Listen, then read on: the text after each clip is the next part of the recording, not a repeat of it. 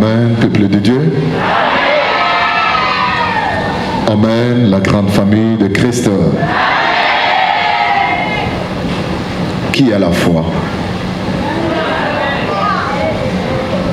Amen.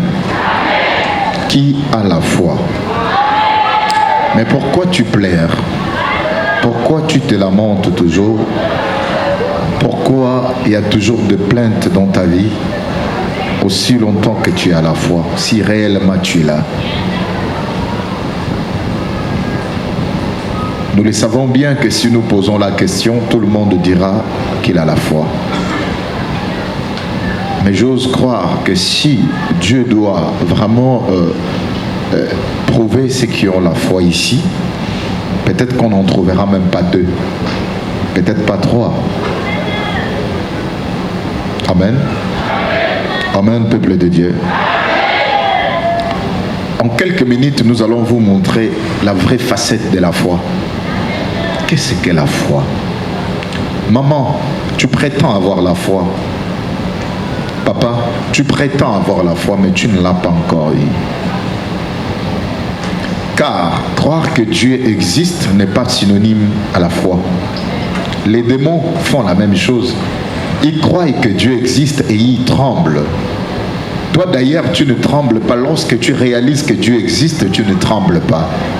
Comment ça? Oui, ton attitude, ton comportement le démontre. Mais les démons, en croyant que Dieu existe, ils tremblent. Amen. Amen, peuple de Dieu. As-tu réellement la foi? Non.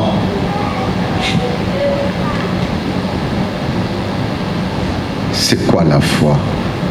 Une foi sans œuvre est une foi morte, une foi inutile. C'est là où tu vas t'accrocher. Les anciens qui ont obtenu la foi, ou les anciens qui ont eu la foi, ont obtenu un témoignage de la part de qui?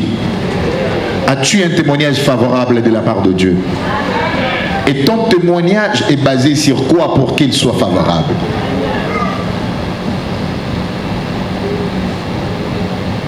Qu'en est-il de la foi? Un jour, Jésus aperçut un arbre. Et enfin, il a eu l'assurance d'en trouver quelque chose comme fruit pour manger, pour satisfaire sa faim. Mais il arriva en dessous de l'arbre, il constata que le figuier était vide, il n'y avait pas de fruits. Jésus maudit l'arbre, à l'instant l'arbre a séché. Alors les apôtres s'étonnèrent. Comment cela peut-il se faire? À l'instant qu'il maudit l'arbre, et l'arbre sèche, Jésus se retournant et regardant les apôtres, il va dire, ça vous étonne, mais si vous aviez la foi, vous feriez plus que ceci. Car vous diriez à la montagne, ôte-toi d'ici et jette-toi en bas sur la terre, cela se fera. Et tout ce que vous demanderez avec foi par la prière, vous le recevez. Tout ce que vous demanderez, sans exception, tout ce que vous demanderez avec foi par la prière, avec foi par la prière, vous le recevrez. C'est ce que nous pouvions expliquer en quelques lignes. Qu'est-ce que vous entendez par tout ce que vous demanderez avec foi? Ici, il est question de la conviction. Le fait de dire que j'ai la foi, ou il est question de quoi? Et c'est quoi la foi véritablement? C'est quoi la définition de la foi véritablement? Amen, peuple de Dieu. Ceux qui ont la foi sont appelés les adorateurs que le Père demande. Le vrai es-tu un vrai adorateur? Amen. Est-ce que tu es parmi les vrais adorateurs? Christ va dire à la femme, parce que la femme a argumenté pour défendre sa thèse, voici ce qu'elle va dire à Christ: nos pères adoraient sur cette montagne, mais vous, les Juifs, vous dites que le lieu qu'il faut adorer Dieu est en Jérusalem. Jésus va dire: femme, crois-moi, l'heure vient où ça ne serait ni sur cette montagne, ni à Jérusalem que vous adorerez le Père. Vous adorez ce que vous ne connaissez? Attendez, qu'est-ce que vous comprenez? Ni sur la montagne, ni sur Jérusalem, mais l'heure vient. Jésus parlait de l'heure qui arrivait, qui venait, où les hommes devraient cesser d'adorer sur la montagne, d'aller chercher Dieu sur la montagne. Les hommes devraient arrêter d'aller chercher Dieu en Jérusalem. Mais il y avait un lieu, et ce lieu devrait être choisi par l'Éternel avec une référence bien connue, où les adorateurs, les vrais adorateurs, se présenteront pour adorer Dieu en esprit et en vérité. Amen, peuple de Dieu. Les gens vont en pèlerinage aujourd'hui en Jérusalem, en Israël, sous prétexte que Dieu est toujours là-bas en Israël. Et vous, vous croyez à ça? On vous a amené l'eau de là-bas, l'eau de Jérusalem. Si c'est de quelle source? Amen. Ils se sont rendus et ils se sont présentés devant le mur des lamentations. Certains aujourd'hui vont sur des montagnes, vont dans les déserts, adorer Dieu, invoquer Dieu. Et vous soutenez cela. Et vous croyez que cela est une vérité. C'est justement parce que vous ne lisez pas la Bible. C'est justement parce qu'il vous manque la connaissance de Dieu. Il est écrit dans la Bible. Si quelqu'un vous dit, alors il est dans le désert, n'allez pas, il est sur la montagne, ne le croyez pas. Ne le croyez pas. Dieu n'est pas sur la montagne, car l'heure dont Christ avait prophétisé est déjà arrivée. Nous n'avions plus besoin d'aller sur la montagne pour adorer Dieu, pour chercher Dieu. Mais attendez, Mons, pourquoi est-ce que les gens allaient dans l'époque ancienne, sur les montagnes, chercher Dieu? Justement, la croyance humaine était, pour voir Dieu, il faut aller dans un lieu élevé. Comme Dieu est aux cieux, les gens savaient que Dieu habitait dans le ciel. Alors aujourd'hui, vous avez compris, après que cette terre est arrivée, est venue par l'entremise de sa grandeur, le prophète Paul Dominique. Alors le prophète nous a enseigné, il n'est plus le temps de monter sur la montagne, car cette croyance c'était erronée. Dieu n'est pas là-bas, comme nous le voyons. Si vous voulez vous rapprocher de Dieu, abstenez-vous au mal, faites le bien, vous serez en proximité de Dieu et il entendra la voix de vos supplications. Amen, peuple de Dieu. Vous n'avez pas besoin d'aller sur la montagne, vous n'avez pas besoin d'aller dans les déserts. L'Éternel est là où il y a l'amour, là où il y a là où il y a l'union, là où les gens sont ensemble, là où l'amour prime, c'est là où Dieu reste. Qui vous avait dit que le lieu approprié qu'il faut adorer Dieu, c'était dans Jérusalem. Jérusalem a valorisé ses valeurs. Jérusalem a mis en haut ses valeurs. Jérusalem a argumenté pour imposer ses valeurs à l'époque. Mais aujourd'hui, nous, les Africains, nous ne savions pas valoriser ce que Dieu nous a donné, nos valeurs africaines. Nous foulons cela aux pieds et nous détruisons cela. Et cette bonne nouvelle que nous avions reçue, aujourd'hui, nous avions beaucoup d'avantages que Jérusalem n'avait pas eu. Israël charnel n'a pas connu beaucoup de choses que nous avions connues aujourd'hui. Nous sommes le vrai adorateur ou pas? Amen. Mais Mos, dites-nous, qui a la foi? Celui qui a la foi, c'est celui qui connaît la profondeur du mystère de l'offrande. Ça vous étonne? Amen. Est-ce que vous donnez l'offrande? Non! Dieu s'indigne de vos offrandes. C'est pourquoi vous n'avez pas la foi. La foi est un mystère des offrandes. Le manque de la connaissance de la foi ou des offrandes, c'est ce qui se traduit par une foi sans œuvre. Celui qui ne connaît pas la pertinence des offrandes, celui-là a la foi en conviction, mais une foi morte parce qu'elle n'a pas d'œuvre. Il est bien défini. Les anciens qui en ont eu ont obtenu un témoignage favorable. Mais les anciens dont il s'agit de qui? On parle de qui? Mais vous croyez qu'Abraham a été nommé le père de la foi parce qu'il avait fait quoi? Il a présenté une offrande agréable à l'Éternel. Il a compris la pertinence des offrandes. Il a voulu donner à Dieu ce que personne n'avait osé présenter à l'Éternel. Nous allons vous donner quelques exemples parlant des offrandes. Et vous comprendrez que les œuvres dont il s'agit, premièrement, il s'agit des offrandes.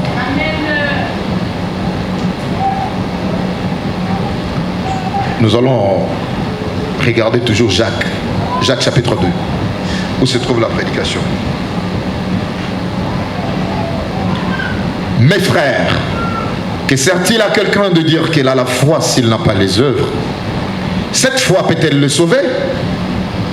Si un frère ou une sœur s'ennuie et manque de la nourriture de chaque jour, et que l'un d'entre vous leur dise, allez en paix, chauffez-vous et rassasiez-vous, et que vous ne leur donniez pas ce qui est nécessaire au corps, à quoi cela sert-il? Il en est ainsi de la foi. Si elle n'a pas les œuvres, elle est morte en elle-même. Mais quelqu'un dira, toi tu as la foi et moi j'ai les œuvres. Montre-moi ta foi sans les œuvres et moi je te montrerai la foi par... Quelqu'un dira, toi tu as là et moi je les œuvres. Alors montre-moi ta foi sans les œuvres. Mais moi je te montrerai ma foi par mes œuvres.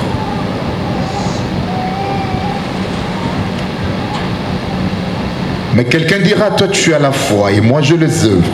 Montre-moi ta foi sans les œuvres et moi je te montrerai la foi par mes œuvres. Tu crois qu'il y a un seul Dieu? Tu fais bien. Les démons le croient aussi et ils tremblent. Veux-tu savoir, ô homme vain, que la foi sans les œuvres est inutile? Abraham, notre père, ne fut-il pas justifié par les œuvres lorsqu'il... Oh, compris la réponse? Mais la réponse est là. Quand est-ce qu'il a été justifié? Amen, peuple de Dieu. Quand est-ce qu'Abraham a été justifié par la foi? Lorsqu'il...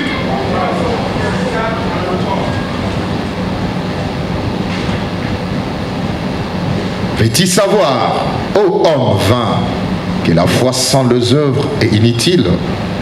Abraham, notre père, ne fut-il pas justifié par les œuvres lorsqu'il offrit son fils Isaac sur l'autel? Maintenant, la question est celle-ci. Il avait offert ou il voulait offrir? Amen. Il avait offert ou il voulait le faire? Parce que ici, c'est tellement explicite. Lorsqu'il offrit son fils, mais il ne l'avait pas tué. Amen, peuple de Dieu. Il ne l'avait pas tué. Mais comment est-ce qu'il a offert? Parce que lorsqu'il a attaché son fils, il l'a mis sur le bois. Il a pris la machette, il a soulevé sans hésiter. L'Éternel a regardé le plus profond de son cœur. Il n'y avait pas d'hésitation. Alors qu'est-ce qu'il fera? Il va dire, stop Abraham, j'ai vu. Tu n'as pas hésité un seul instant pour me donner ton fils unique. Regarde à côté. Le bélier retenu dans un buisson par le corps. Abraham alla prendre le bélier et offrit un holocauste à la place de son. C'est explicite, à la place de son. Et Abraham, donnant en ces lieux le nom Jéhovah-Jireh. Amen. Qu'est-ce que ça veut dire? Vous voyez le pas faire ça pour tout moment, ça risque. Soyez pas d'ici, il faut laisser. Amen. Amen. Qu'est-ce que ça veut dire? Lorsqu'il offrit à Dieu son fils unique. Mais selon les Écritures, la suite nous démontre que il n'a pas offert le faire. Et Dieu l'a demandé d'arrêter de le faire. Et Dieu a remplacé son fils par un bélier qui n'est rien d'autre que la préfiguration du Seigneur Jésus-Christ de Nazareth, qui est venu verser son sang une fois pour toutes pour que nous obtenions la rédemption. Mais ici on dit, il a été justifié par sa foi lorsqu'il offrit à Dieu son fils. N'y a-t-il pas une contradiction? Amen. Il n'y a-t-il pas une contradiction? Là, ça trouble déjà, n'est-ce pas? Non, ça ne peut pas troubler. Si tu avais la foi, ça ne pouvait pas te troubler. Amen, peuple de Dieu. Abraham a offert à Dieu son fils. Mais Dieu l'a seulement interdit de ne pas mettre la fin à la vie de son fils, de ne pas tuer son fils. Sinon, ce fils appartenait déjà à Dieu. Abraham l'avait déjà offert. Mais Dieu a interdit de ne pas verser le sang. Car il y a un qui a été préparé pour venir verser son sang qui parle mieux que celui d'Abel pour la rédemption de péché. Son sang précieux est le prix de car le sang d'Isaac ne pouvait pas être le prix de ta liberté. Le sang d'Isaac pouvait être à l'avantage de l'obéissance d'Abraham. Mais puisqu'Abraham avait déjà offert à Dieu, il était prêt à couper le cou. Alors, cet enfant a déjà été offert. Mais seulement, Dieu n'a pas permis à ce qu'il meure. Est-ce que vous comprenez? Qu'est-ce qui a justifié Abraham? L'offrande. Le prophète nous a enseigné sur l'offrande. L'offrande, c'est ce qui te permet de sécher les larmes. L'offrande, c'est ce qui te permet d'être en sécurité. L'offrande peut faire en sorte que ta photo disparaisse chez un ganga. L'offrande peut faire en sorte que la question que tu te poses tous les jours, maintenant ce qu'on a fait dans notre famille, ces choses-là, ça nous dérange depuis des années. Qu'est-ce qu'on va faire pour briser ces marmites? L'offrande brise la marmite sans que tu ne dises un mot. Amen, peuple de Dieu. Mais comment l'offrande? Oui, l'offrande a un mystère assez profond. L'offrande, c'est quelque chose d'assez extraordinaire aux yeux de l'Éternel. C'est pourquoi Dieu avait refusé qu'Abraham puisse détruire son fils, de ne pas couper le cou de son fils. Car il y a quelqu'un qui viendra se donner en offrande pour racheter le monde. Amen, peuple de Dieu. Jésus ne s'est pas donné en dîme. Il ne s'est pas donné en holocauste. Jésus s'est donné en offrande. Il s'est sacrifié. Il s'est donné comme une offrande agréable aux yeux de l'Éternel. Amen, peuple de Dieu. Et si vous regardez dans la Bible, l'offrande, c'est ce qui rapproche l'homme de Dieu. Pourquoi? L'offrande vient du verbe offrir. Ce qui vient de ta volonté intime. Et ça doit être quelque chose de valeureux. Vous êtes d'accord avec moi? Vous n'aviez pas connu le mystère des offrandes, vous n'aviez pas la foi, car votre foi n'est pas justifiée auprès de l'Éternel. Ce qui justifie votre foi, c'est lorsque vous commencez de vous-même à prendre la résolution d'offrir quelque chose d'assez important aux yeux de l'Éternel ou à l'Éternel sans que quelqu'un vous envoie. Mais c'est ce que vous aviez du mal. Regardez ce qui justifie que vous ne connaissez pas la valeur des offrandes. Amen, peuple de Dieu. L'offrande. Connaissez-vous la valeur des offrandes? Et c'est pourquoi il va dire, mes adorateurs, où je donnerai au Père des lèvres pures, afin qu'ils invoquent tous les dons de l'Éternel, pour les servir d'un commun accord, d'au-delà des fleuves et des eaux. Alors je donnerai au peuple des lèvres pures, afin qu'ils invoquent tous le nom de l'Éternel, pour les servir d'un commun accord, au-delà de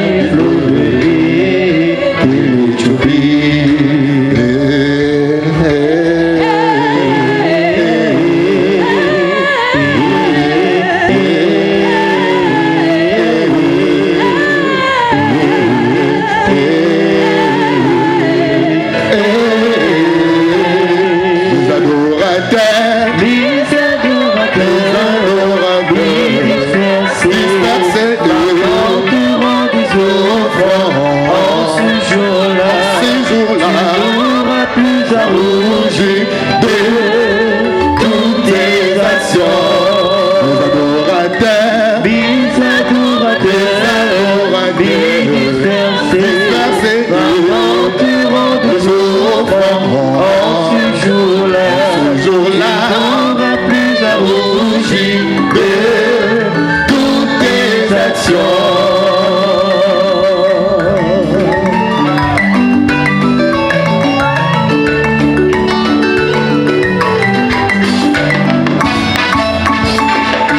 lequel tu as péché, comprends-moi alors, je t'aurais mis le doigt, c'est triomphé. Avec arrogance, tu t'enorgueilliras plus sur toute ma montagne de saint, par lequel tu as péché. Comprends-moi alors, je t'aurais mis de toi, c'est triomphé. Avec arrogance, tu t'enorgueilliras plus sur toute ma montagne de saint.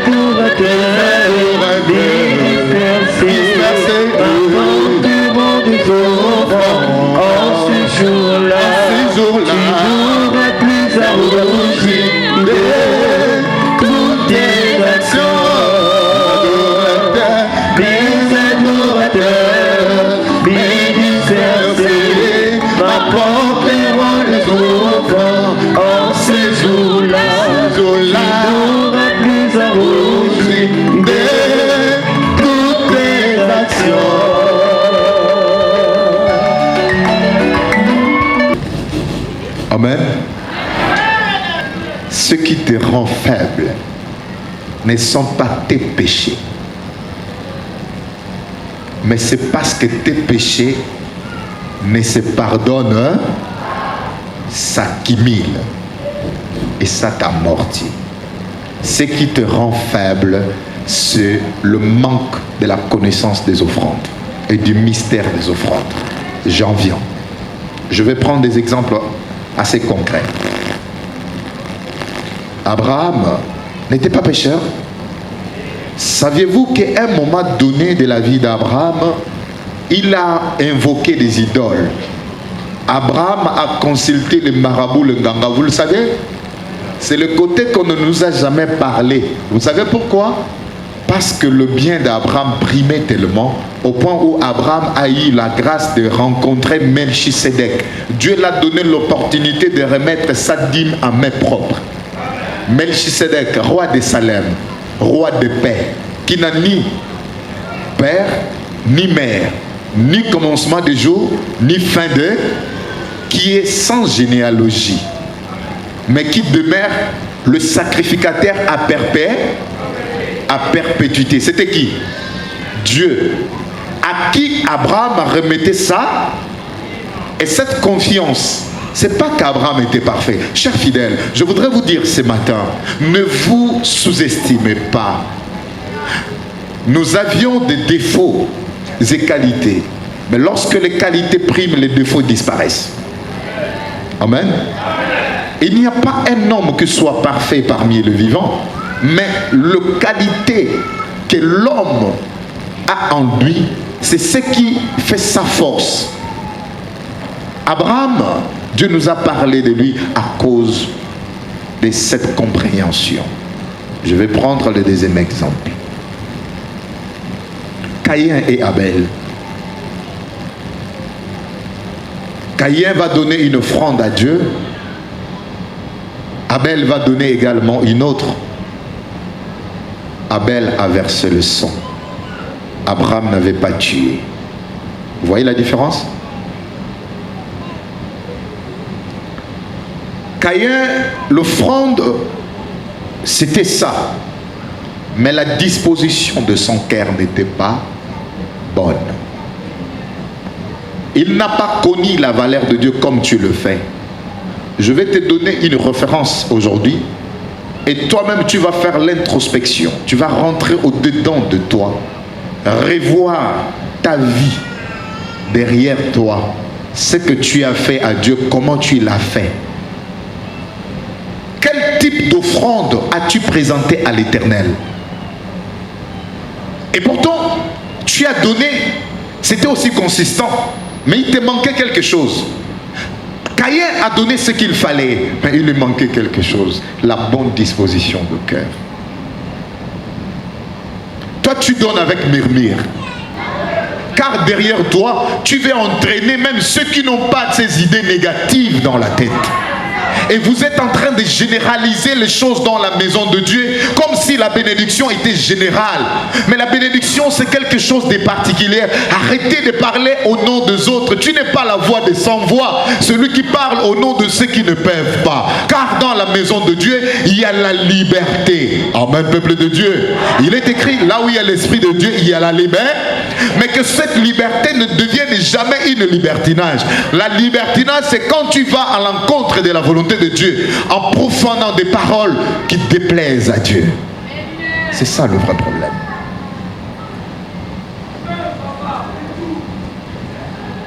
Abel a donné, c'était ça, mais il a versé le sang. Dieu dit non, qui tue par le paix, périra par le paix. Je pose la question. Quand la mauvaise pensée rentrait dans le cœur de Caïn, Dieu était où? Quand Caïn toucha la machette pour finir avec son frère, Dieu était où? Et c'est quand il va finir avec son frère que Dieu va dire où est ton frère? Et il va dire, je ne sais pas, suis-je le gardien de mon frère? Dieu dit, quand tu l'as fait, la voix du sang de ton frère crie de la terre jusqu'à moi. Ça voudrait dire que Dieu a été interpellé par le sang. Il est omniscient, omnipotent, omniprésent. Ce qui arrivera à l'Éternel le sait. N'est-ce pas? Maintenant, comment est-ce que Dieu n'a pas pu empêcher cette mort?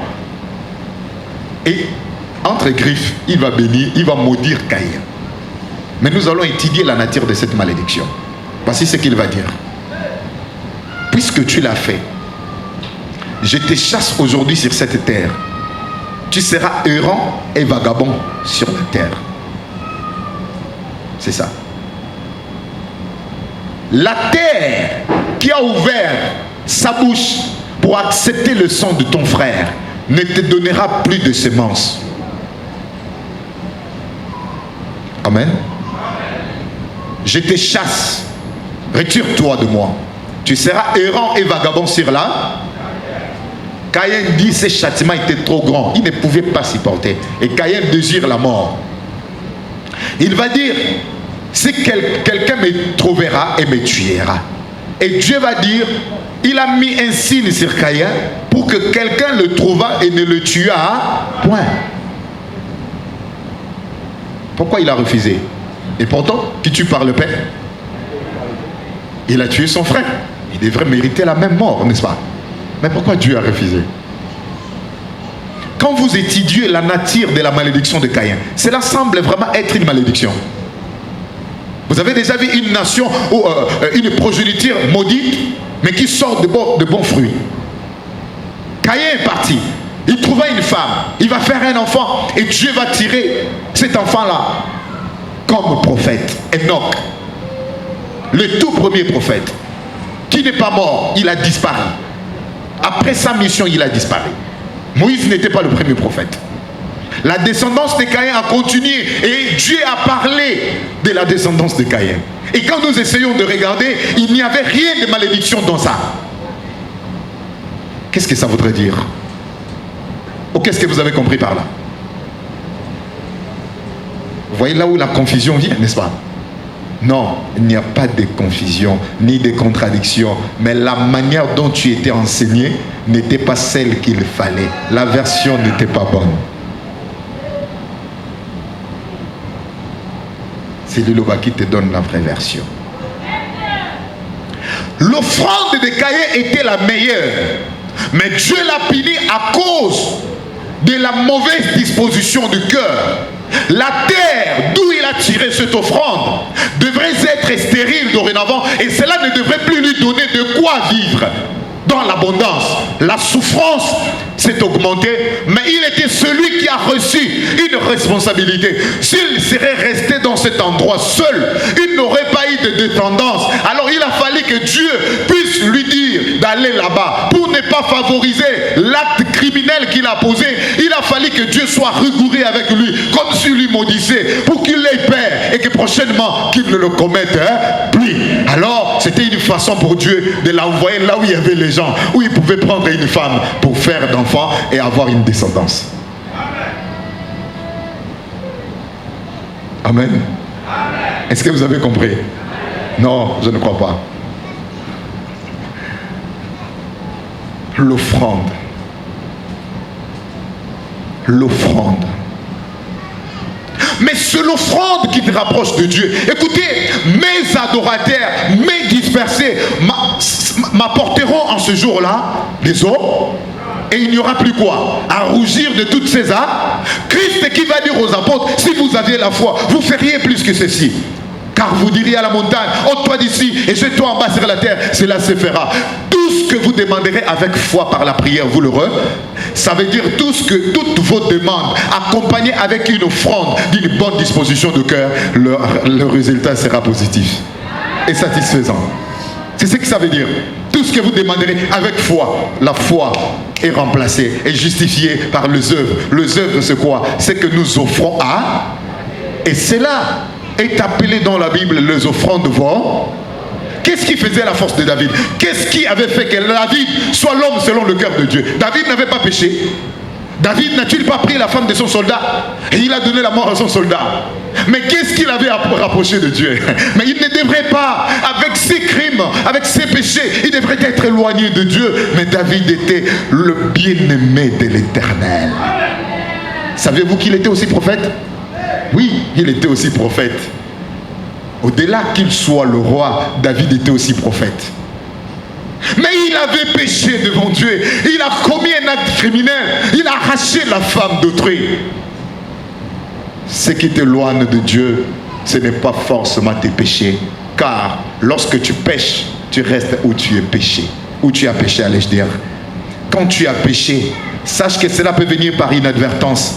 Ne laissez pas que le soleil se couche, que ton péché couche sur toi. C'est pour cette raison que Dieu, sachant que l'homme ayant des faiblesses, il peut-il y arriver que l'homme pêche par inadvertance. Il y a ce qu'on appelle l'offrande de culpabilité. L'offrande de culpabilité vient même quand tu pêches sans le savoir. Quand tu commets un acte qui semble être un acte criminel ou un acte désintéressant de la part de Dieu, alors qu'est-ce que tu devras faire? Tu devras présenter à Dieu une offrande ou un sacrifice dont on appelle le sacrifice de culpabilité. Mais toi tu ne le fais pas. C'est là où le péché s'accumule dans ta vie. C'est là où le péché domine sur toi.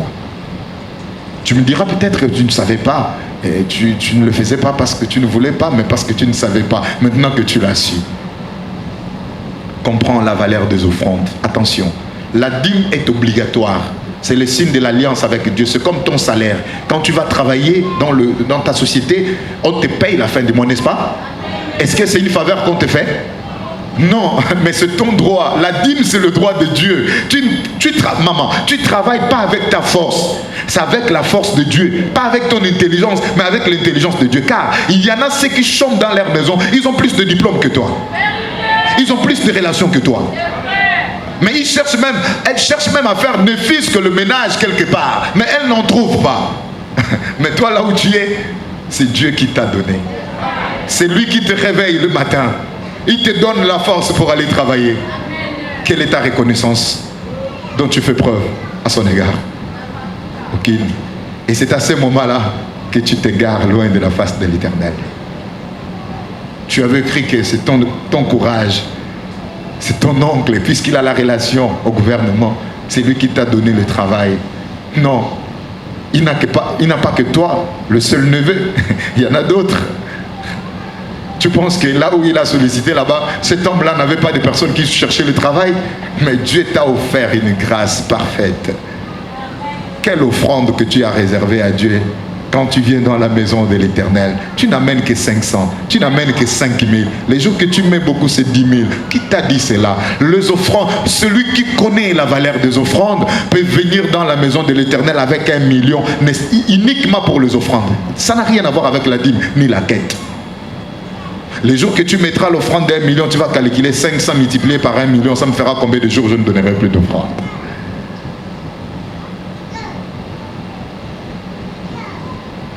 Offrir à Dieu fait preuve de la reconnaissance, de l'amour que vous témoignez pour votre Dieu. Cela interpelle Dieu et il se rapproche de vous. Vous comprenez? David n'était pas parfait. Il était un homme pécheur comme toi. Il a commis d'adultère, il a commis des atrocités, il a combattu ses ennemis, il a versé le sang. Mais son secret, c'était l'Éternel. Il s'est approché de Dieu au travers de ses offrandes. David n'aimait pas entendre qu'il avait des offrandes volontaires à présenter à Dieu.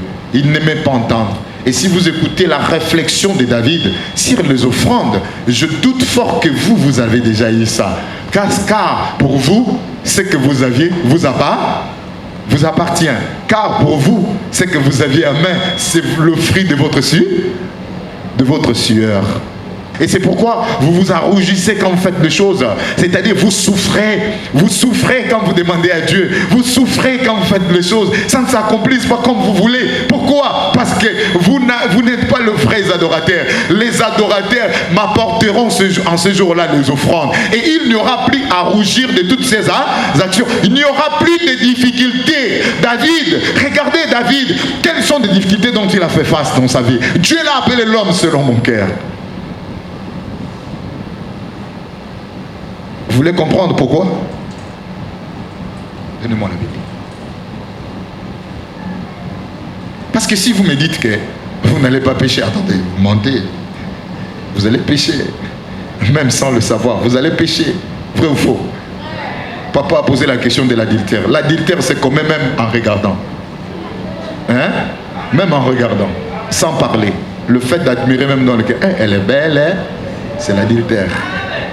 À l'époque de Moïse, l'adultère, on condamnait la femme parce que la femme était la gloire de l'homme.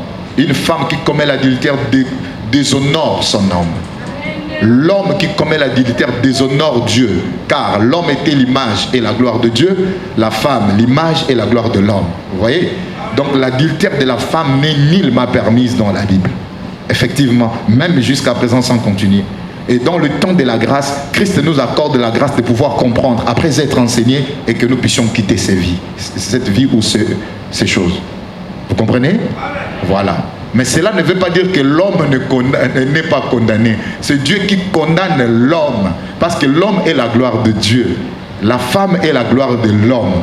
Celui qui va condamner la femme, c'est l'homme. Celui qui va condamner l'homme, c'est Dieu. C'était comme ça. Mais lorsque Christ est arrivé, Christ a trouvé que cette méthode était un peu déséquilibrée. Il y avait un peu d'injustice là-dessus. Alors Christ va dire, celui qui n'a jamais commis le péché, jette le premier la pierre. Et personne n'était capable de le faire. Alors ils ont jeté ça. Jésus écrivait sur la terre. Nous vous en parlerons de ça plus tard. Compte tenu du temps, nous allons à l'essentiel. Vous comprenez? Écoutez la réflexion d'Abraham et de David, allez je dire. 1 Chronique. 1 Chronique chapitre 29. Le verset 14. 1 Chronique 29, 14. Si vous êtes dans la page, lisez ensemble avec moi. Car qui suis-je et qui est mon peuple pour que nous puissions te faire volontairement ces offrandes? Tout vient de toi et nous recevons de ta main ce que nous t'offrons. Nous sommes devant toi des étrangers et des habitants comme tous nos pères. Nos jours sur la terre sont comme l'ombre et il n'y a point d'espérance. Vous voyez? Est-ce que vous avez étudié ces propos? Vous avez compris la pertinence du propos de David? Remontons encore un peu. 13. Bon, on peut commencer au verset 10. David bénit l'Éternel en présence de toute l'assemblée. Il dit, béni soit-il d'éternité en éternité. Éternel Dieu de notre Père Israël, à toi, l'Éternel, la grandeur, la force et la magnificence, l'éternité et la gloire, car tout ce qui est au ciel et sur la terre t'appartient. À toi, Éternel, le règne, car tu t'élèves souverainement au-dessus de tout. C'est de toi que viennent la richesse et la gloire. C'est toi qui domines sur tout.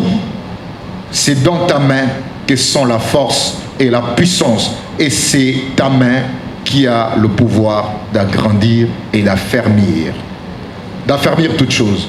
Maintenant, ô notre Dieu, nous te louons et nous te célébrons. Nous célébrons ton nom glorieux. Car qui suis-je et qui est mon peuple pour que nous puissions te faire volontairement ces offrandes? Tout vient de toi et nous recevons de ta main ce que nous t'offrons.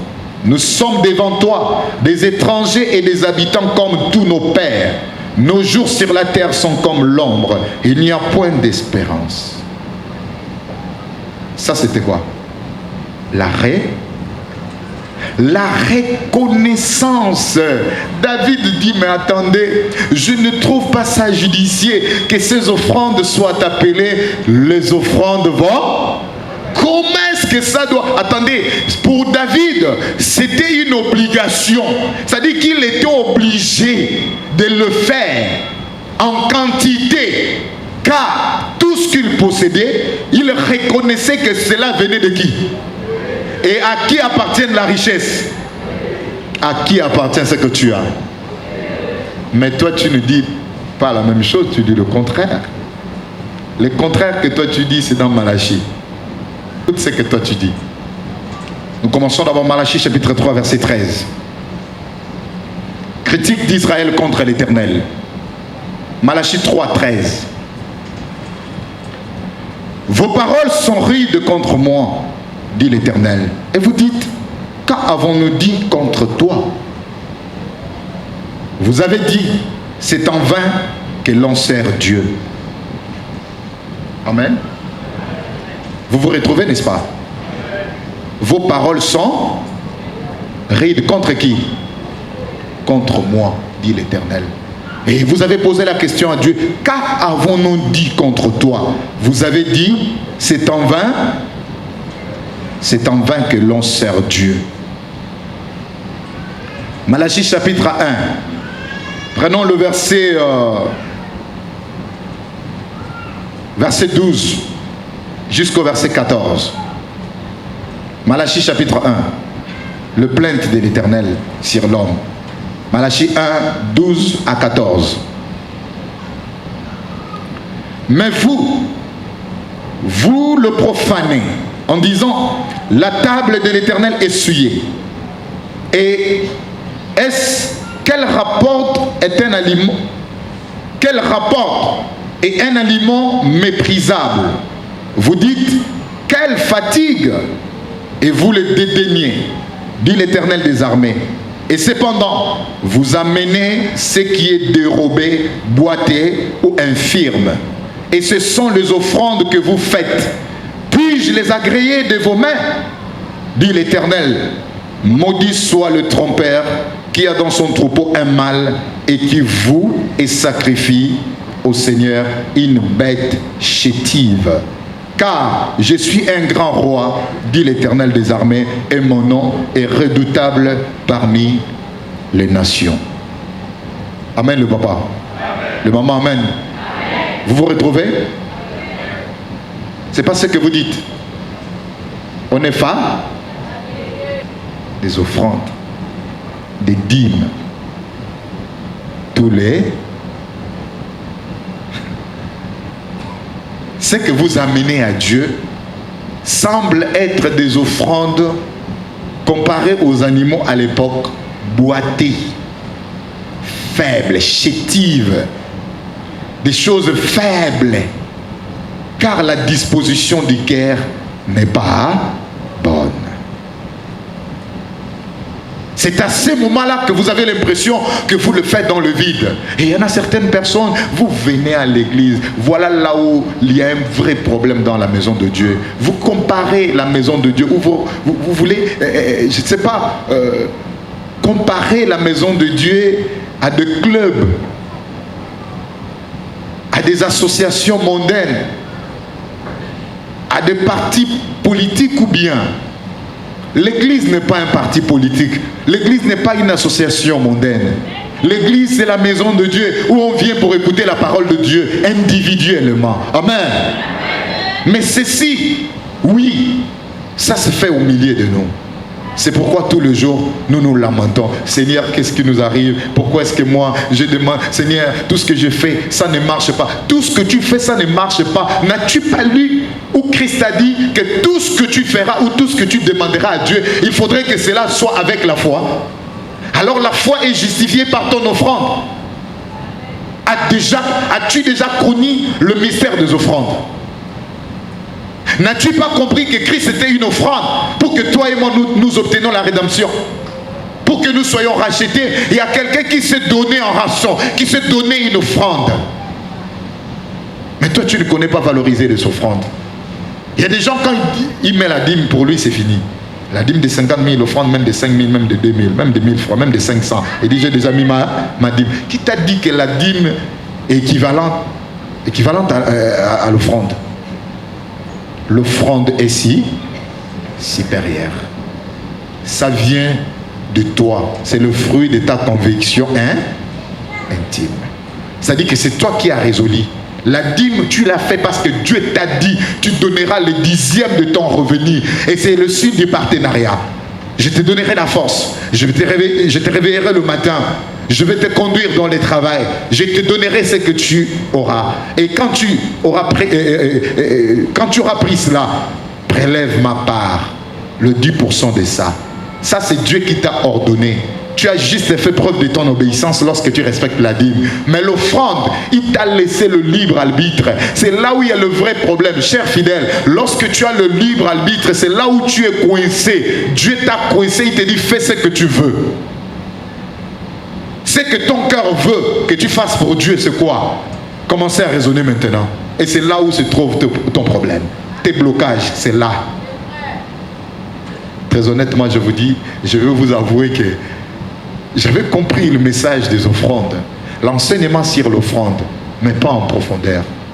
Et même moi, je demande pardon à Dieu. Quand le prophète arrive, c'est lui qui nous enseigne sur les offrandes. La profondeur, le mystère. Nous enseignons sur l'offrande, mais nous n'avions jamais compris le mystère des offrandes. Mais le mystère des offrandes, nous l'avions compris avec le prophète. Amen. Ton problème, il dit, le prophète dit, quelqu'un qui respecte les offrandes, quel que soit ce qu'on fait pour lui, ça ne peut pas tenir. Il peut avoir 150 adversaires contre lui seul. Les 150 finiront par tous tomber. Amen. David a commencé à faire des offrandes depuis son enfance. Il n'était pas encore roi. C'est ce qui l'a amené à la royauté. Et c'est ce qui lui a donné la victoire face à qui? Goliath. Toi, tu échoues face à tes ennemis parce que tu n'as pas connu le mystère des offrandes. Les offrandes pour toi, c'est négligeable. C'est des choses fétiches, chétives, allais-je dire. C'est des choses faibles, des choses, déjà, un animal boité. Dit, je suis un grand roi, tu ne viendras pas vers moi m'offrir un animal boité. Mais c'est ce que toi tu fais tous les jours. Vrai ou faux? Mais comment ne veux-tu pas pleurer? Comment ne veux-tu pas te lamenter? Oui, il n'y a que toi qui pêches, consciemment ou inconsciemment, oui. Mais il n'y a pas ce sens des offrandes en toi. Comment veux-tu que tes péchés te soient pardonnés? tes péchés soient lavés. C'est pourquoi dans la prédication, on a pris l'exemple d'une pécheresse, une femme adultéraine, Rahab. Rahab, c'était une femme qui ne pouvait pas obtenir la grâce de Dieu. Mais elle a posé un geste qui a tellement plu à Dieu au point où Rahab a été pardonné. Amen. Mais toi, qu'est-ce que tu fais? Tous les jours pour toi, c'est murmure. Tous les jours pour toi, c'est fatigue. Tu penses que la maison de Dieu peut marcher comment? Selon toi, le fonctionnement de l'église, c'est comment? Mais non, le fonctionnement de l'église, c'est comme tu vois là. Arrêtez de dire que c'est l'argent. Non, c'est comme ça que Dieu en a institué. Tu donneras des offrandes à Dieu et c'est ce qui va te rapprocher de Dieu. Tes offrandes, ça fait partie des œuvres qui constituent ta foi, mais l'œuvre la plus grande, la plus principale de ta foi, c'est la compréhension des offrandes et la mise en application. C'est que toi tu ne connais pas. Tout ce que tu veux demander à Dieu, tu dois le faire accompagner par une eau. Car l'Éternel a une sensibilité. Il est sensible aux offrandes. Lorsque on lui présente des offrandes agréables, il est assez sensible et il réagit aussitôt. Est-ce que vous comprenez? Salomon a offert à Dieu combien de holocaustes? 1000 holocaustes. Ce qui n'a jamais été fait depuis que le monde est monde. Lorsqu'il s'en va pour dormir, Dieu lui dit, demande-moi tout ce que tu veux que je te donne, je te donne.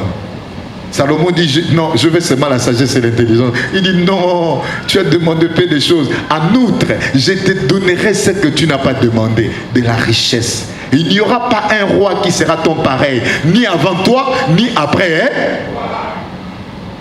Salomon était plus riche que son père David. Parce qu'il avait fait aussi ce que David n'avait pas fait. Mais pour toi, œuvrer dans la maison de Dieu, tu as comme l'impression que tu es en train d'enrichir un homme, Tu as comme l'impression que tu es en train d'être asservi. Pour toi, c'est ça, œuvrer dans la maison de Dieu. Tu n'as aucun calcul pour la maison de Dieu quand tu arrives à la fin du mois. Tu fais le calcul de ta maison, de tes enfants, de tes charges, mais aucunement tu fais le calcul de la maison de Dieu. C'est ce qui t'appauvrit. Car il est écrit dans la Bible, celui qui épargne beaucoup ou qui épargne à l'excès, ça s'appauvrisse. Tu t'arrougisses, tu souffres pour régler un problème parce que tu ne connais pas le mystère des offrandes. Par moi, quelle est l'offrande que tu disposes pour Dieu? Celui qui reconnaît la valeur des offrandes, on peut prendre ta photo, on amène où on veut amener. La maison de Ngangala va se brûler. Ta photo se transformera, on verra celui qui s'est donné en offrande pour toi. Le Seigneur Jésus-Christ de Nazareth. Tu arrêteras d'avoir peur. Tu arrêteras d'avoir peur des sorciers quand tu comprendras la valeur des offrandes. Mais moi aussi, je respecte ma dîme. Tu n'es pas spécial. Celui qui respecte et qui connaît la valeur des offrandes est plus spécial que toi. Moi, c'est vrai, oui. La dîme, c'est une obligation. L'offrande, c'est l'amour, ton amour que tu attestes devant Dieu. Et c'est ce qui te garantit. C'est ce qui t'éloigne du péché. Tu seras justifié et l'Éternel donnera un témoignage favorable pour toi. Tu as compris? Est-ce que vous avez compris? Non, c'est toujours un peu flou. Quel que soit ce qu'on peut avoir, nos offrandes viennent pour effacer en même temps nos défauts. Nous commettons des péchés par inadvertance, par motif de conscience. Inconsciemment, nous arrivons à faire des choses qui déplaisent à Dieu. Mais puisque ce n'est pas parce que nous l'avions fait inconsciemment que l'Éternel ne va pas nous punir. Il va toujours nous punir. Mais il suffit simplement que nous puissions avoir une bonne attitude devant Dieu. Aller présenter à Dieu les sacrifices de qu'il parle. L'autre Bible, le sacrifice de culpabilité. Et c'est alors que ce que tu commets par inadvertance, par motif de conscience, te sera pardonné et tu seras libéré de ça. Et devant l'Éternel, tu seras libre. Est-ce que vous comprenez? Alors ta prière aura d'efficacité car tu vas t'accrocher derrière ton offrande. Le fait de dire que Dieu existe, il n'y a qu'un seul Dieu, ne te suffit pas. Le fait de dire que j'ai la foi ne te suffit pas. Cherche vraiment à en avoir. Ok? N'allez pas dire que Mousse m'a dit, je peux pécher comme je veux, je prends mon offrande, je pardonne. Non, ça, tu ne pêches pas involontairement. Vous comprenez? Là, c'est volontaire, hein? Et ça change de caractère. Vous savez, ça prend quel caractère? Blasphème. Et là, ça reste impardonnable. Vous comprenez? Voilà.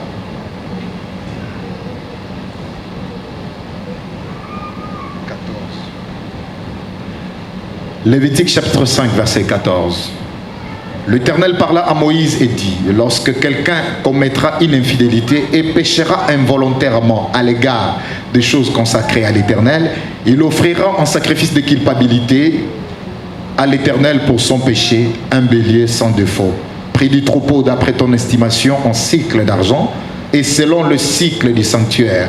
Il donnera en y ajoutant un cinquième, la valeur de la chose dont il a frustré le sanctuaire. Et il en remettra au sacrificateur, et le sacrificateur fera pour lui l'expiation avec le bélier offert en sacrifice de culpabilité. Et il lui sera pardonné. Lorsque quelqu'un péchera en faisant sans le savoir contre l'un des commandements de l'Éternel, des choses qui ne doivent point se faire, il se rendra coupable et sera chargé de sa faute. Il présentera au sacrificateur en sacrifice de culpabilité un bélier sans défaut, prix du troupeau d'après ton estimation, et le sacrificateur fera pour lui l'expiation de la faute qu'il a commise sans le savoir, et il lui sera pardonné. Et c'est un sacrifice de culpabilité. Lorsque tu commettras un péché sans le savoir, involontairement, voici l'attitude. Est-ce que vous avez compris? Alors vous arrêterez de pleurer. Pourquoi moi? Pourquoi dans ma vie? Pourquoi les choses ne vont pas chez nous? Pourquoi? Et pourtant nous prions Dieu, mais les mêmes choses sont là. Les mêmes choses sont là. Pour toi, tu prends prier Dieu, tu viens à l'église, tu chantes, tu danses, tu repars. C'est ça prier Dieu. C'est faux. Prier Dieu, c'est de mettre en pratique ce qui est en train d'être dit. C'est ça, prier Dieu. Tu confonds tout. Pour toi, le fait d'être à l'église tous les jours sans mettre en pratique, c'est ça, prier Dieu. Non! Tu continueras à pleurer même étant à l'église. Amen, peuple de Dieu. Jésus a guéri un lépreux. Le lépreux est venu vers Jésus, il dit, Maître, si tu le veux, rends-moi pur. Pourquoi il n'a pas dit que si tu peux me rendre pur? Mais vous, qu'est-ce que vous dites à Dieu? Quand vous demandez des choses à Dieu, Seigneur, si tu pouvais me donner. Le verbe pouvoir, c'est insultant de la part de Dieu. Devant Dieu, on ne conjugue pas ces verbes. Oh Seigneur, si tu pouvais me donner, si tu pouvais me donner un travail, Seigneur, si tu pouvais m'envoyer un mari, me donner une femme, Seigneur, si tu pouvais me donner un enfant. Le lépreux avait compris. Il est venu, il dit, Maître, si tu le veux, rends-moi pire. Seigneur, le Seigneur Jésus-Christ toucha le lépreux. Il dit, je le veux et sois pire. Sois guéri de ton mal. Avec Dieu, c'est le verbe vouloir. Amen. Car le pouvoir, il en a. Mais tu vas vers lui pour solliciter sa volonté. Christ va dire que ta volonté soit. Alors c'est la volonté de Dieu que tu sollicites. Et lorsque le lépreux s'est regardé, il était guéri. Alors Christ l'a dit, garde-toi d'en parler à quelqu'un. Mais lève-toi, va à l'église. Va dans le temple chez le sacrificateur, présente ton nom, ton offrande. Pourquoi Jésus l'a envoyé d'aller déposer son offrande? Dieu t'a guéri. Dieu t'a sauvé. Il t'a épargné. La semaine est finie. Rien de mal ne t'est arrivé. Qu'est-ce que tu as fait lorsque tu viens dans la maison de Dieu le dimanche? Par manque de considération, tu finis par oublier et repartir avec ton offrande dans ton sac. C'est rappelé à la maison. Le diable t'a dit, attends, aujourd'hui tu ne mettras pas ça. Je vais te faire comprendre que tu n'es pas avec Dieu. Et tu as oublié, tu es parti avec, n'est-ce pas? Ça ne vous arrive pas? Et puis tu te souviens à la maison. Non, c'est pas possible. Si tes choses à toi-même, tu n'oublies pas ça. Comment peux-tu oublier l'offrande que tu as prévue pour Dieu? C'est que tu n'avais pas prévu ça avec la bonne disposition de cœur. Amen. C'est là où les enfants de Dieu sont coins. Et là, tu ne me diras pas que tu as la foi. Qui a la foi? Vous voyez, finalement, j'entendais une voix d'un papa qui disait que parmi les deux, s'il y a deux qui ont la foi, je suis dedans. Papa, tu as la foi finalement. En conclusion, la foi y est ou pas? Amen, peuple de Dieu. La foi n'est pas verbale. La foi est justifiée par ce que nous présentons à l'Éternel en offrande. Et cela est caractérisé par plusieurs choses, bien évidemment, avec la bonne disposition de cœur. Et c'est ce qui te rapproche de Dieu. Et c'est ce qui fera en sorte que tu n'auras pas beaucoup à dire à Dieu, mais ne serait-ce qu'avoir pensé quelque chose au-dedans de toi, avoir eu envie de quelque chose au-dedans de toi. Et si Dieu trouve que cela t'est avantagé, il te donne avant que tu n'ouvres la bouche et lui dire quoi que ce soit. Dieu connaît tous tes besoins. Maman, arrête de pleurer. Arrête de te lamenter. Le temps n'est plus dans les lamentations ou dans le plaire, papa. Tu pleures là pour rien, tu te lamentes pour rien. Lève-toi, cherche Dieu. Lève-toi, cherche. Hein? Et dans sa profondeur, tu le trouveras. Il te répondra favorable. Hein? Est-ce que tu as compris cette expression? Non, tu ne l'as pas compris. Lève-toi, cherche Dieu. Qu'est-ce que ça veut dire?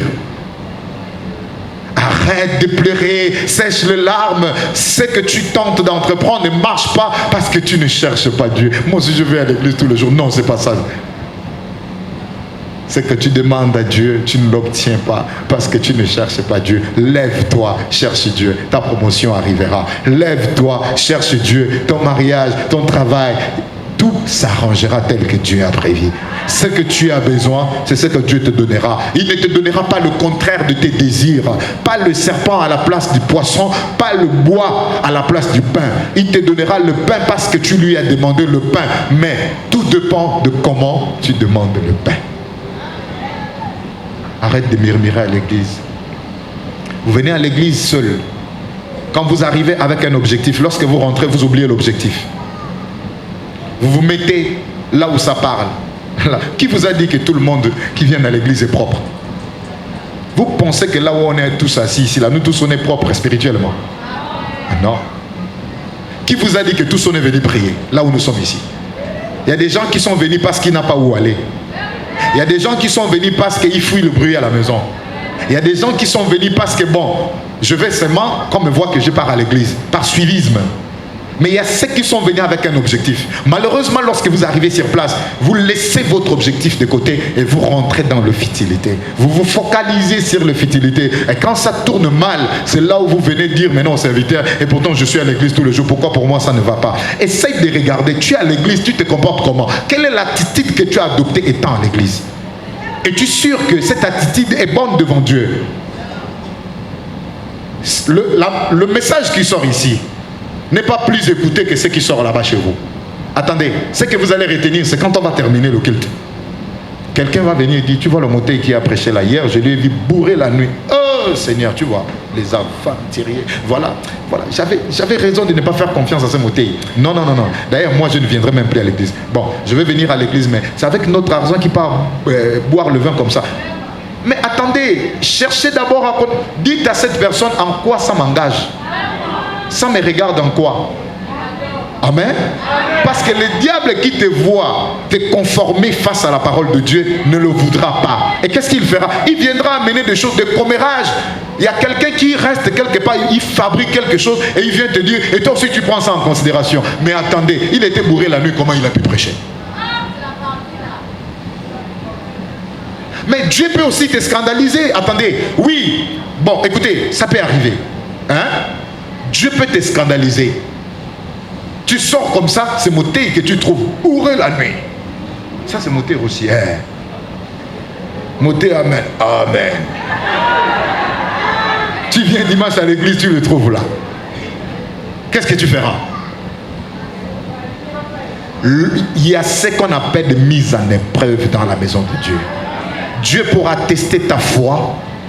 je t'ai fait passer par plusieurs choses.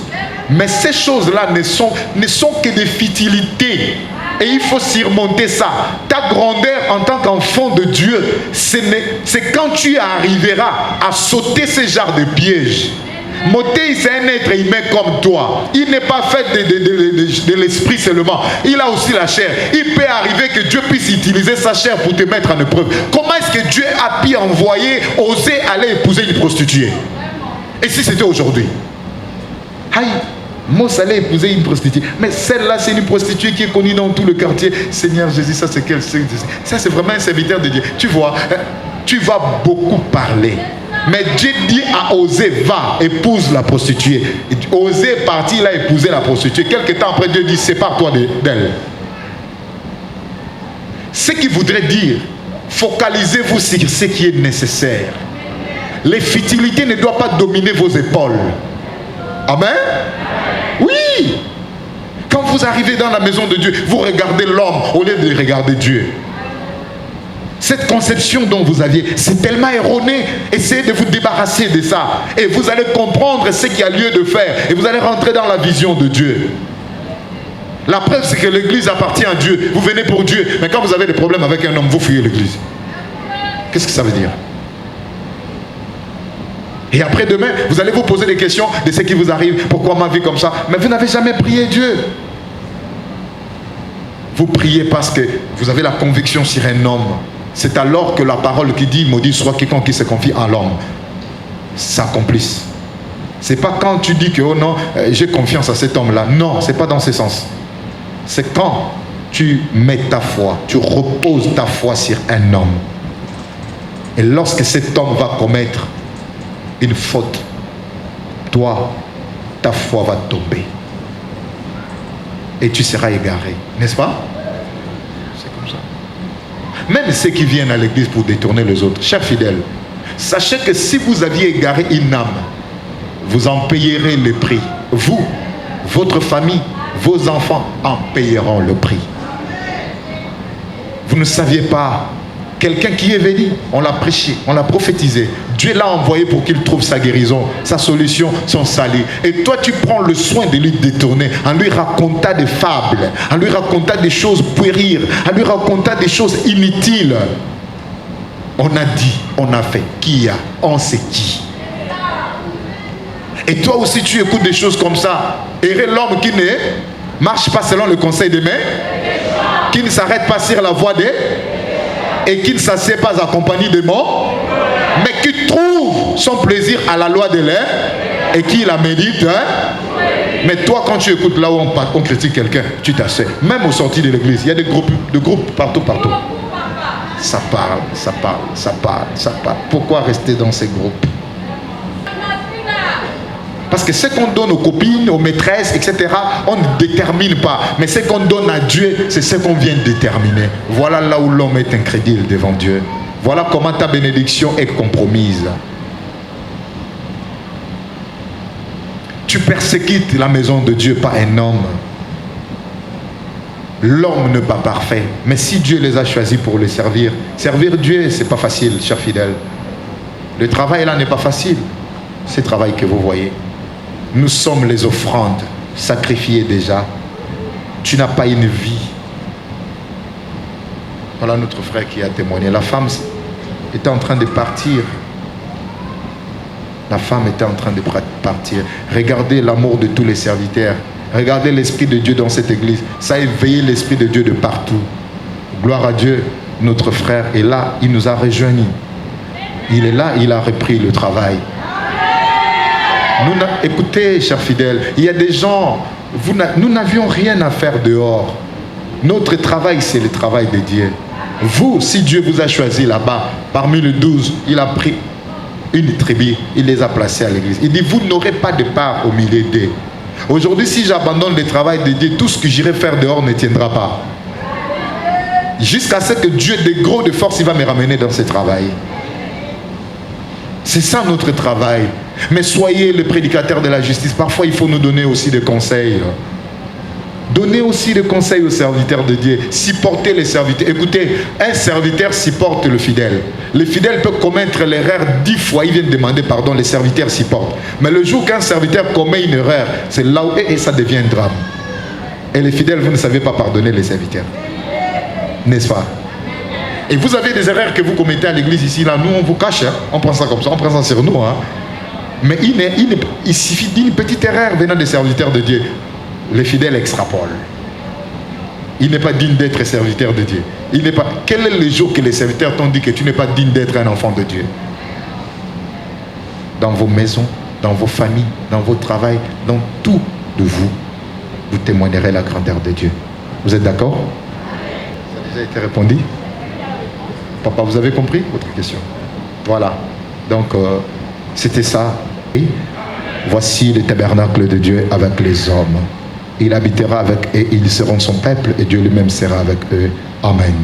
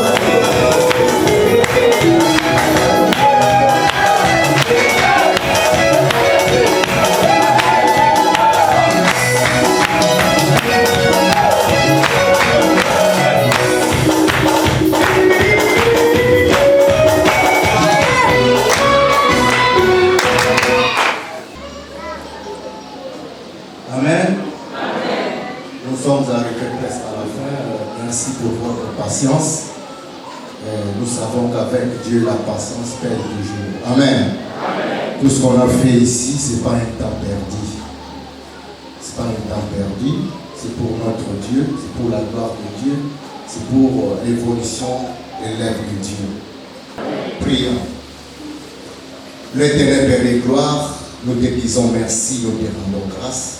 Père, nous voici à la fin de cette belle journée qui nous a bel et bien nourri, enseigné ce matin concernant la foi et les œuvres. Seigneur, tes enfants ont accepté ces messages. Ils ont résisté le message avec joie. Seigneur, que partout ils feront les portes de leur Dieu, que tu sois avec eux, tu les protèges, tu les gardes. L'ennemi ne voudra pas que cette sémence puisse prendre la place en eux. Mais Seigneur, ils n'ont personne à qui se confier, sauf à toi.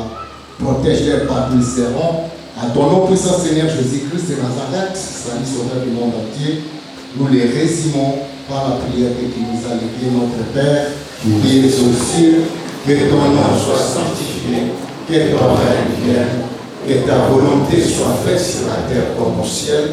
Donnez-nous aujourd'hui notre pain quotidien. Pardonnez-nous nos offenses, comme nous pardonnons aussi à ceux qui nous ont offensés.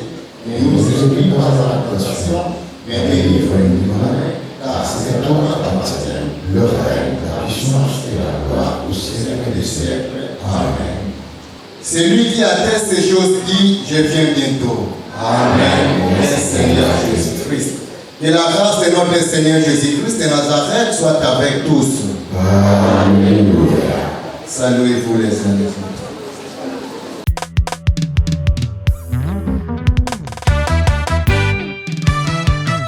Mokili talampela ezali koya mwana joba banga te lenga te page 28, numéro 30, 30e cantique.